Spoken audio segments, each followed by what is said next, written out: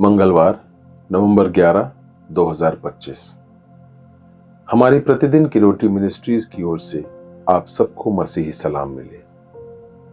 आज के संदेश का शीर्षक है भाग्यशाली जूते, टिम गुस्ताफसन की ओर से। आज के पवित्र शास्त्र का भाग लिया गया है पहला सैमुएल उसका 4 अध्याय उसके पहले पद से 11वें पद तक।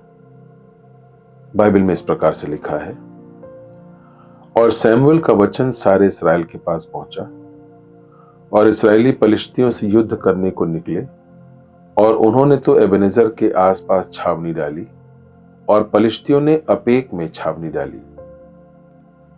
तब पलिश्तियों ने इस्राएल के विरुद्ध पांति बांधी, और जब घमासान युद्ध होने लगा तब इस्राएली पलिश्तियों से हार गए, और उन्होंने कोई 4000 इस्राएली सेना के पुरुषों को मैदान ही में मार डाला। और जब वे लोग छावनी में लौट आए तब इस्राएल के वृद्ध लोग कहने लगे कि यहोवा ने आज हमें पलिश्तियों से क्यों हरवा दिया है। आओ हम यहोवा की वाचा का संदूक शीलो से मांग ले आएं कि वो हमारे बीच में आकर हमें शत्रुओं के हाथ से बचाए। तब उन लोगों ने शीलो में भेजकर वहां से करूबों के ऊपर विराजने वाले सेनाओं के यहोवा की वाचा का संदूक मांग लिया, और परमेश्वर की वाचा के संदूक के साथ एली के दोनों पुत्र होपनी और पिनहास भी वहां थे। जब यहोवा की वाचा का संदूक छावनी में पहुंचा तब सारे इस्राएली इतने बल से ललकार उठे कि भूमि गूंज उठी। इस ललकार का शब्द सुनकर पलिश्तियों ने पूछा, इब्रियों की छावनी में ऐसी बड़ी ललकार का क्या कारण है। तब उन्होंने जान लिया कि यहोवा का संदूक छावनी में आया है। तब पलिश्ती डर कर कहने लगे, उस छावनी में परमेश्वर आ गया है। फिर उन्होंने कहा, हाय, हम पर ऐसी बात पहले नहीं हुई थी। हाय, ऐसे महाप्रतापी देवताओं के हाथ से हमको कौन बचाएगा। ये तो वे ही देवता हैं जिन्होंने मिस्रियों पर जंगल में सब प्रकार की विपत्तियां डाली थी। हे पलिश्तियों, तुम हियाव बांधो और पुरुषार्थ जगाओ, कहीं ऐसा न हो कि जैसे इब्री तुम्हारे अधीन हो गए वैसे तुम भी उनके अधीन हो जाओ। पुरुषार्थ करके संग्राम करो।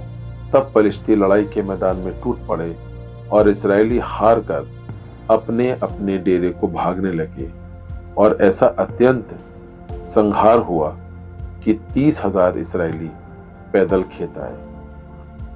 और परमेश्वर का संदूक छीन लिया गया, और एली के दोनों पुत्र होपनी और पिनहास भी मारे गए।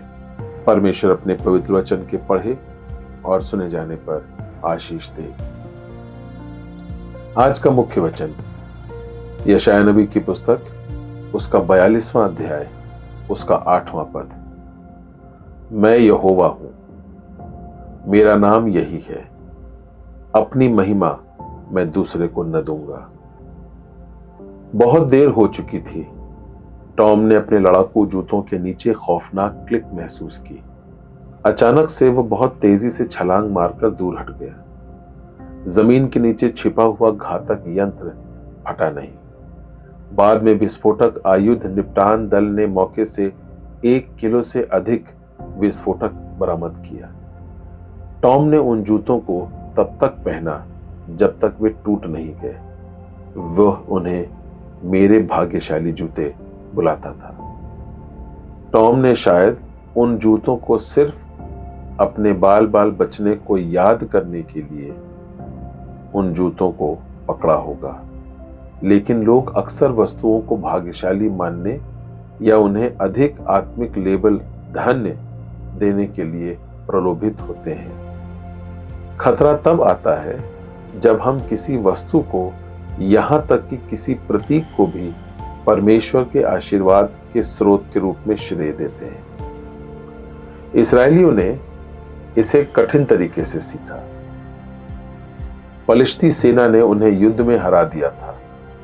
किसी ने यहोवा की वाचा का संदूक लेकर दोबारा लड़ने के बारे में सोचा। यह एक अच्छा विचार प्रतीत हुआ। आखिरकार वाचा का संदूक एक पवित्र वस्तु थी परंतु इसराइलियों का दृष्टिकोण गलत था। अपने आप में संदूक उनके लिए कुछ भी नहीं ला सकता था।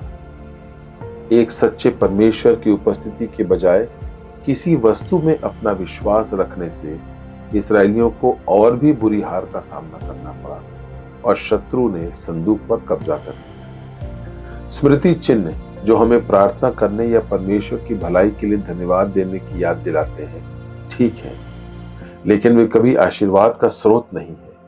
वह परमेश्वर और केवल परमेश्वर ही है। आज का प्रश्न, आप परमेश्वर में अपनी विश्वास का प्रमाण कैसे दिखाते हैं? जब आप किसी संकट का सामना करते हैं तो आपकी मदद के लिए आप किस पर ध्यान केंद्रित करते हैं? आइए प्रार्थना करें। प्यारे पिता, मुझे क्षमा करें जब मैं आपके अलावा किसी अन्य चीज पर विश्वास करने के लिए प्रलोभित होता हूं। प्रभु आप सबको आशीष दें। आमीन।